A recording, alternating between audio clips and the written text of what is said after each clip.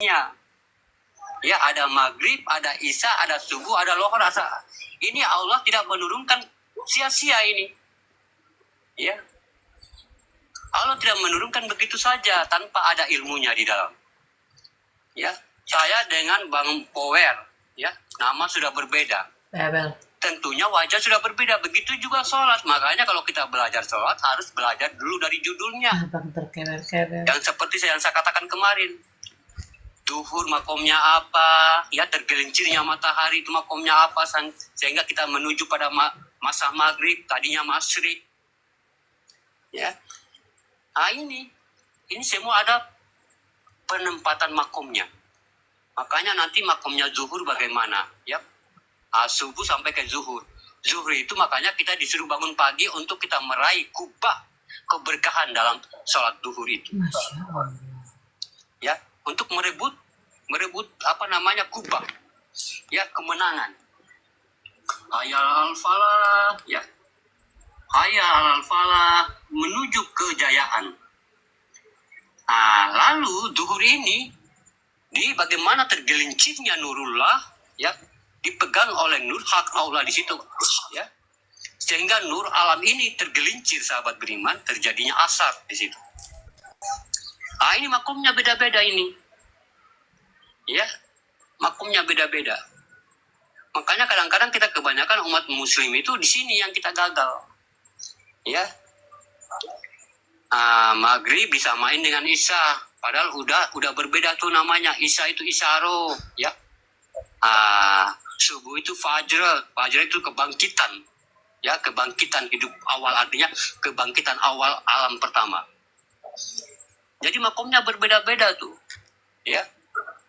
Nah, makanya saat ini sahabat beriman kajiannya tunggu. Ada yang asli yang datang, yang pas lu kita matikin dulu.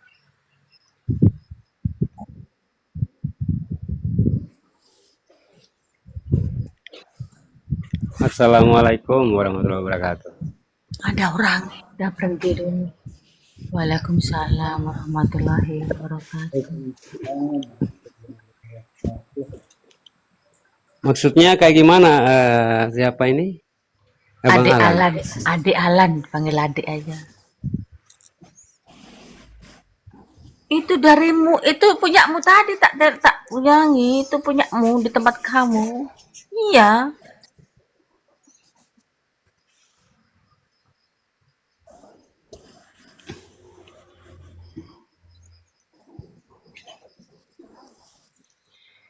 Oh, hakikat sholat tuh. Iya. Kayak isya itu isyarah. Iya. Iya, kalau isya itu isyarah. Iya.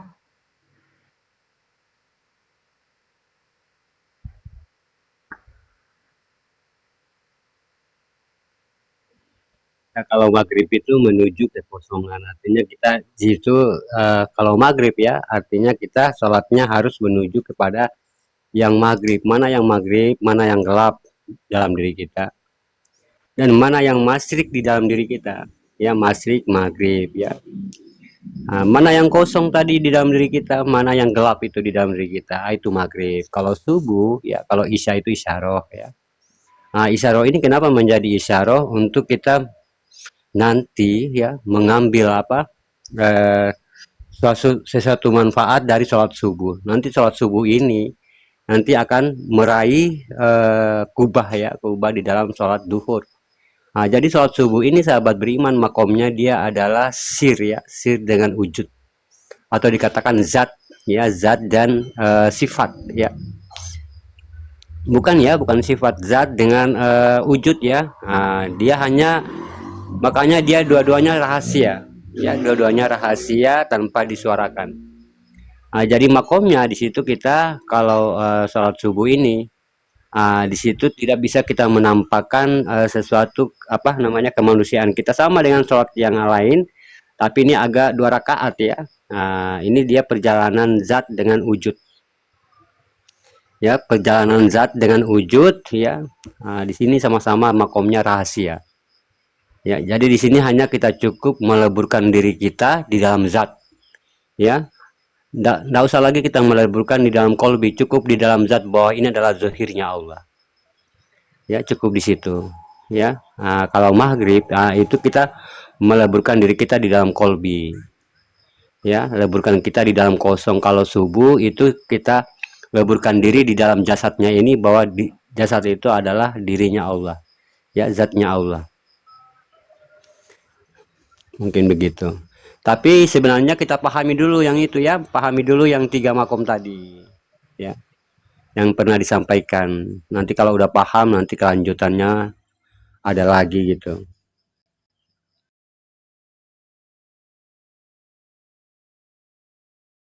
Ya, jangan apa ya. Artinya kita benarkan dulu yang 3 itu, atau yang 2 yang pernah disampaikan, benarkan dulu. Ya.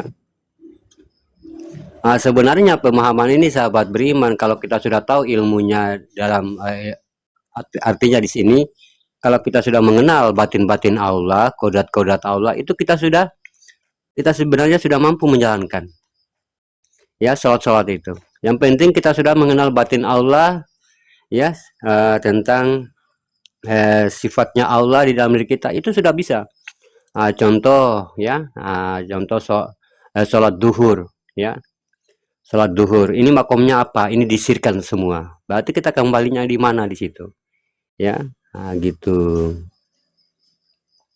Jadi yang penting kita hafal dulu makom-makom di dalam diri kita, ya, makom-makom diri batin, mana yang batin, yang mana yang diri, ya, yang pernah disampaikan kemarin malam, ya, yang menjadi sifat nafsiyah bagi Allah, ya, yang menjadi sifat manawiyah bagi sifatnya Allah.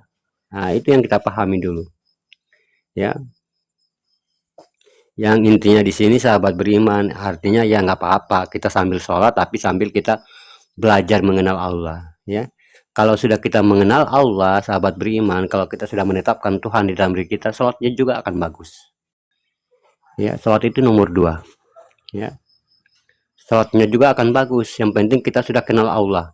Nah, dengan mengenal Allah inilah akan dia memberikan segala petunjuk. Mau kaji apa kamu? Terserah kamu mau kaji apa. Ya, mau kaji sholat terserah. Sudah dikasih. Karena apa? Sudah ada laduni di dalam diri kita. Ya, sudah ada laduni, sudah ada yang memahamkan di dalam diri kita. Nah, makanya dia nomor 2. Ya, tapi nggak apa-apa sholatnya sambil kita perbaiki, nggak apa-apa sambil kita artinya hijrah ya, mengenal Allah, ya, menjadikan sebuah ketetapan bagi diri kita. Ya, intisarinya itu kita hanya cukup mengenal Tuhan itu. Ya, nah, kalau sudah mengenal Tuhan kan sudah bilang akan diturunkan ilhamnya, ya, akan diturunkan laduninya, wahyunya, akan mau terserah mau kaji apa kamu. Ya, kalau kita menjalankan zikirnya, ya, soal kita memanggil Al-Fatihah dengan ma'rifat, ya, kemarin saya sudah jelaskan di sini, kita memanggil ma'rifat dengan Al-Fatihah, ya, apa keinginan kita di situ 3 kali permintaan, terserah mau mintanya apa, mau kaji apa, ya, mau kaji tentang bagaimana, tentang rahasia Allah bagaimana, Allah akan membukakan. Yang penting intisarinya adalah Tuhan itu sendiri, ya, Tuhan itu sendiri.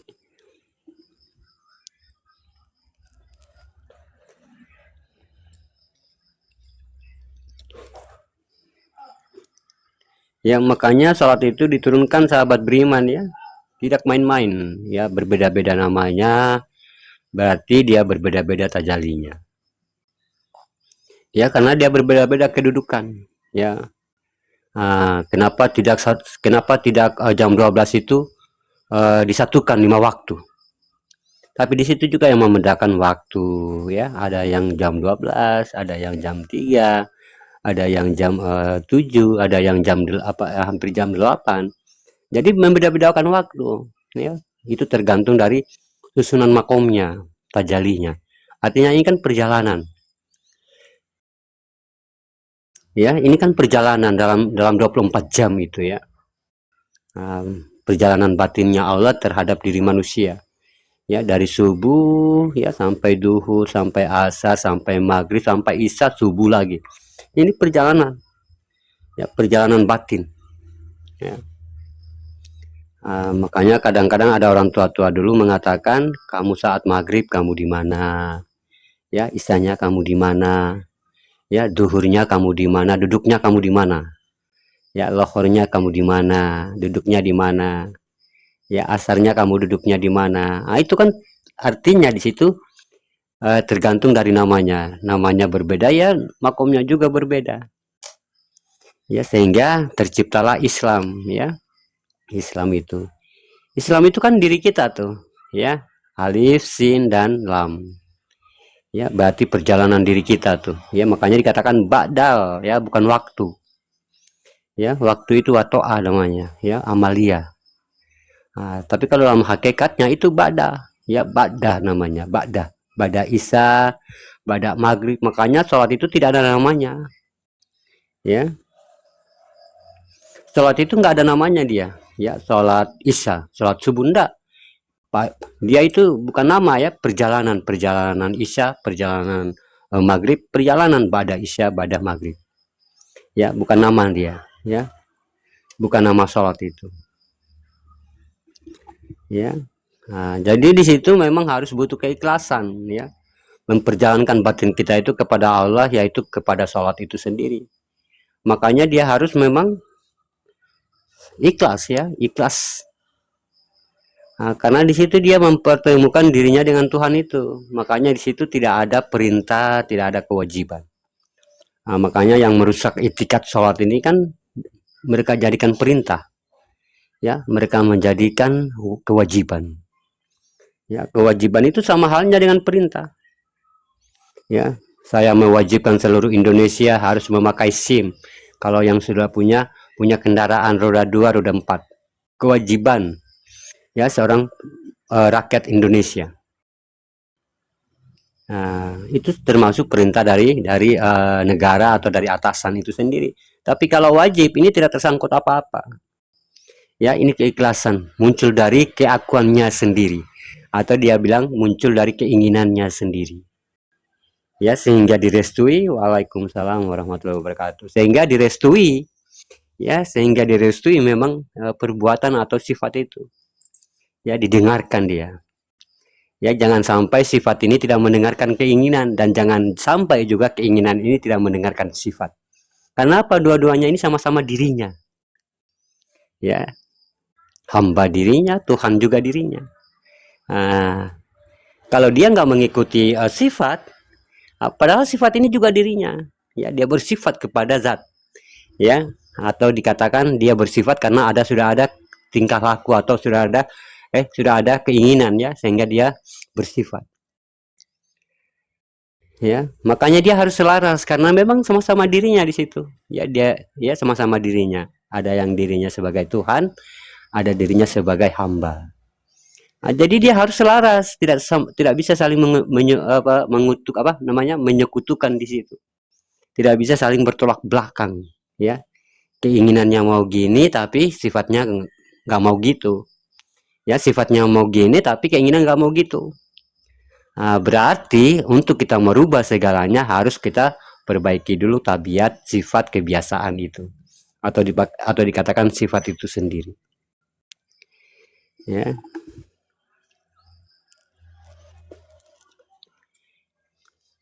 Iya, sebenarnya ilmu ini kalau kita macam ya merasa diri itu memang kita itu artinya keakuan itu memang tebal, ya. Kita hidup di dunia itu memang keakuan sudah tebal. Ini tidak ada, kalau kita yang mendengarkan tidak ada manfaatnya, ya. Mereka itulah orang-orang yang tidak menyadari, ya. Seakan-akan itu mereka itu hidup selama-lamanya. Ya, makanya ilmu-ilmu begini kurang populer, ya, kok kurang diajarkan, kurang diminati gitu. Ya, karena memang sudah kelihatan, ya, akhir zaman ini. Ya. Ya, semua sudah mengedepankan tentang diri mereka masing-masing. Seakan-akan mereka itu ya hidup selama-lamanya. Makanya yang begini-begini itu nggak terlalu banyak diakui, nggak terlalu banyak diikuti, ya, atau tidak terlalu banyak dipelajari, ya, begitu sahabat beriman. Makanya ya sudah kelihatan ya Islam itu akan asing, sudah kelihatan memang yang dikatakan Rasulullah itu, Islam itu akan kelihatan asing di akhir zamannya. Ya. Jadi sudah terbukti sekarang, ya, kelihatan asing banget. Ya, kalau kita menceritakan begini dikatakan sesat lah, kafir lah, memang karena sudah asing gitu ya. Sudah asing gitu ya. Makanya orang-orang tua dulu ini sebenarnya bukan pemahaman orang tua kita dulu bukan ya. Ya, memang semuanya dari sononya, dari Islam, dari ilmu Islam itu sendiri ya, dari tauhid itu sendiri, dari Al-Quran itu sendiri ya. Makanya sahabat beriman ya, dia namanya dibumikan ya, dibumikan seakan-akan tauhid itu hilang gitu ya. Karena apa tauhid hilang? Ya begitu, bermunculnya agama-agama yang populer ya. Makanya sehingga kebenaran itu dalam tauhid itu ya kayak terkebumikan ya, tertutup, karena dipahami juga salah paham ya. Dibilang ilmu sihir, kadang-kadang ya mengkait-kaitkan dengan Siti Jenar yang kafir katanya, gini lah gitulah ya. Makanya tidak banyak yang mengakui ya. Padahal sahabat beriman, ilmu yang paling berguna, ilmu yang paling benar itu ilmu yang memang ada di dalam diri manusia, terasa di dalam diri manusia ya. Karena munculnya ilmu Islam itu ya memang dari dalam diri manusia, atau dikatakan kitabullah itu ya. Kitabullah itulah yang akan membawa kamu berjumpa dengan Tuhan ya. Makanya saya tidak percaya kalau orang itu belajar di kitab lain untuk dia berjumpa dengan Tuhan. Saya tidak percaya ya. Tidak ada yang mampu memperjalankan, ya, tidak ada yang bisa ya kitab itu mengajak manusia itu berjumpa dengan Tuhan. Saya nggak percaya kalau kitab-kitab lain selain kitabullah ya. Apa itu kitabullah? Kitabullah itu diri kita ini ya. Mana petunjuknya? Itu Al-Quran ya. Al-Quran itu mengajak kita untuk membaca diri kita ya, sehingga terbentuklah apa kebenaran di dalam diri kita. Itulah yang kitabullah, itulah yang diri kita itu yang mengajak kita untuk berjumpa dengan Tuhan.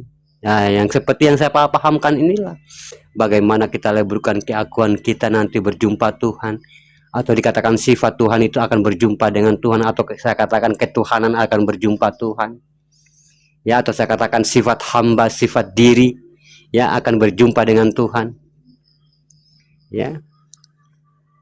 Tidak ada kitab lain ya, tidak ada. Dari zaman dulunya sampai sekarang masih kitabullah ya. Ikro ya Rasulullah ya, baca kitabmu itu Rasulullah, baca dirimu itu ya. Makanya saya tidak percaya ya, karena dari zaman Muhammad Nabi kita sampai sekarang ya masih pakai kitab Al-Quran ya. Kitab Al-Quran itu sudah menjadi hidup di dalam diri kita ya. Itu yang menjadi kitabullah, itulah yang dikatakan Ikro ya Rasulullah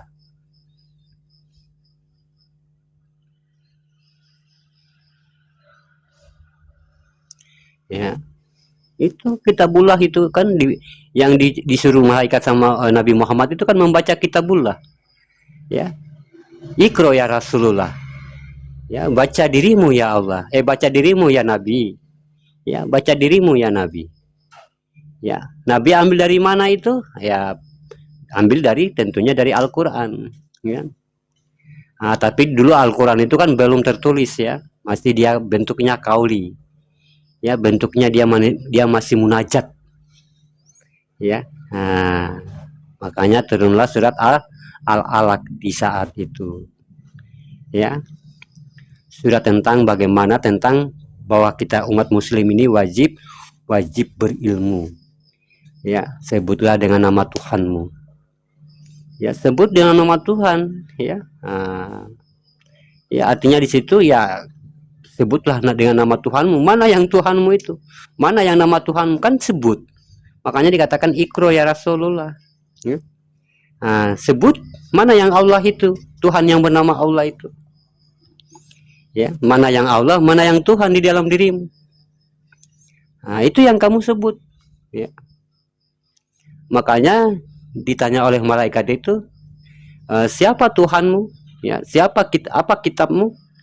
Ya, siapa nabimu? Ya, malaikat tidak menanyakan siapa nama kitabmu, ya, apa nama kitabmu, apa nama Tuhanmu, ya, siapa nama Tuhanmu, apa nama kitabmu, siapa nama nabimu. Dia tidak menanyakan nama, ya. Nah, jadi kalau kita ini yang tidak mengenal beliau atau Nabi Muhammad, lalu apa yang kita katakan kalau ditanya? Ya, siapa nabimu? Contohnya kita di akhir zaman ini yang tidak mengenal beliau Nabi Muhammad yang sudah wafat 1400 tahun yang lalu. Kita menjawab bagaimana kalau kita memang tidak melihat beliau? Ya. Nah, kalau dia tanya nama ya boleh-boleh aja, ya. Siapa nama nabimu? Nah, itu Nabi Muhammad SAW. Tapi kalau dia tanya siapa nabimu? Mana yang Muhammad itu? Nah, jawabannya kita apa? Nah, begitupun juga kitab Al-Quran, ya. Mana kitabmu? Ya, mana kitabmu di situ? Ya. Nah, jadi tentunya kitabullah, ya, kitab diri yang diberikan pedoman kepada Al-Quran. Makanya Al-Quran itu semua, ya, semua 30 juz itu ya di dalam diri kita itu, ya.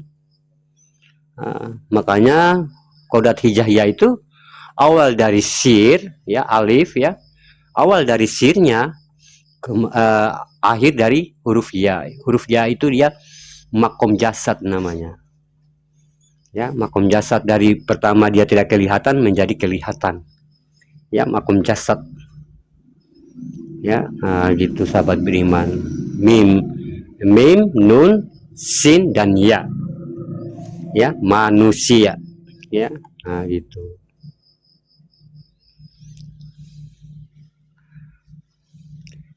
Nah, gitu sahabat beriman. Makanya saya mengajak selama ini kan cuma untuk mengenal Tuhan. Saya belum mengajak untuk mencari amal-amal yang lain, ya. Nah, saya tunjukin zikirnya yang khusus-khusus saja, yang 4 buah itu untuk apa?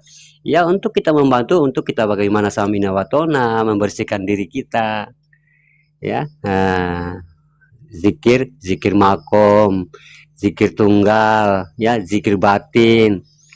Nah, itu hanya kita membersihkan diri kita terus, membersihkan diri kita saja. Jangan dulu amalannya untuk bertemu siapa, jangan dulu.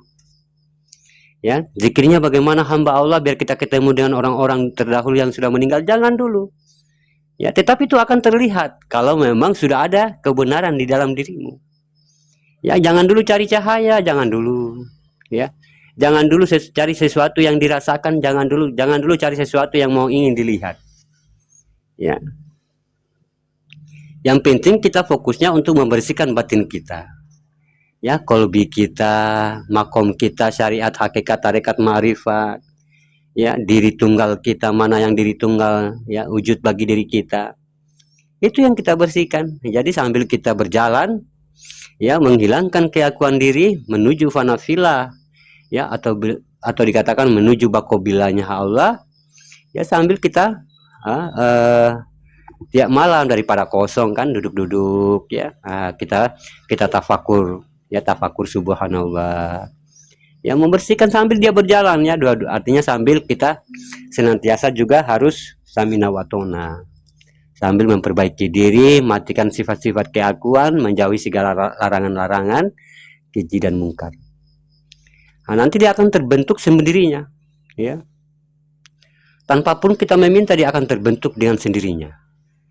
Ya, sama halnya itu batu bacan, ya. Nah, batu bacan ini kalau dia belum berproses, ya, dia ada merah di dalamnya, ada hijau, ada macam-macam warna.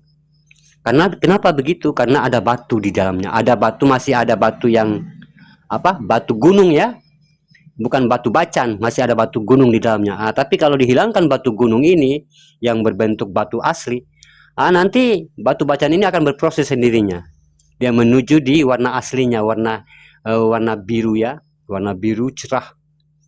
Ya, sama seperti Kanevi punya profil ya. Nah, itu. Ya.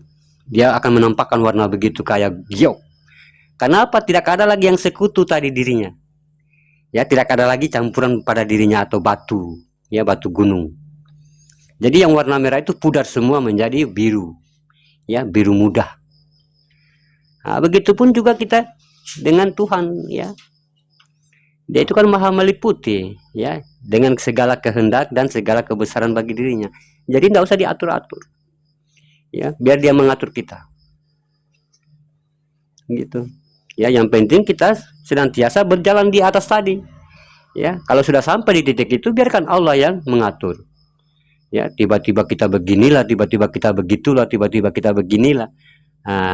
Berarti di situ sudah kita mendapatkan tentang bagaimana keberkahan dari Allah tadi. Jadi kita akan diperlihatkan sesuatu yang memang belum pernah kita lihat di dunia. Ya, Allah akan mendengarkan sesuatu yang belum pernah kita dengar di dunia. Ya, apa sesuatu yang belum pernah kita melihat di dunia? Ya, kita melihat sesuatu dirinya Tuhan itu. Apa yang kita belum dengar, sesuatu yang ada di dunia, ya kita dengar artinya sesuatu yang dikatakan kalamullah itu, ya, bisikan hati itu yang selalu benar. Ya, bisikan hati yang selalu benar. Dia tidak lagi mengeluarkan tidak kebenaran, semua kebenaran, karena kita itu sudah benar, sudah suci, ya, sudah bersih. Ya, jadi tidak ada lagi memang pikiran makhluk gitu ya. Jadi dia memunculkan hati ini, pasti dia memunculkan yang dikatakan kalamullah itu pasti benar. Ya, contohnya, Bang Alan tadi pasti, ya, katanya hati ini, ya, kata hati, Bang Alan kayak gini. Itu benar tuh. Ya. Oh, Bang Alan pasti habis ke sana tadi ke sini. Pokoknya itu dia apa yang dikatakan kata hati itu semua benar. Itulah dikatakan terbukanya mata batin itu. Ya. Bukan mata indera, ya. Allah tidak memiliki mata indera. Ya, terbukanya mata batin. Ya, mata batin, mata yang tersembunyi. Ya, sehingga kita itu sudah dimudahkan oleh Allah. Ya, karena terbukanya mata batin tadi. Makanya kalau sudah terbukanya mata batin ini, sahabat beriman, ini luar biasa. Ya. Semua juga ada, kemarin saya sudah bahas lagi ya, tentang makomnya, ya, tentang sifat-sifatnya, ya, tinggal saya belum memahamkan tentang duduknya. Ya, kenapa? Karena di sini harus dulu kita memperbaiki diri, ya, memperbaiki diri dulu, ya, memperbaiki bagaimana tentang sifatnya Allah pada diri kita, yang dikatakan sifat kehambaan itu dulu yang kita perbaiki. Ya, makanya dengan pengenalan inilah yang akan membuat rohani kita itu, ya, makin lama makin besar.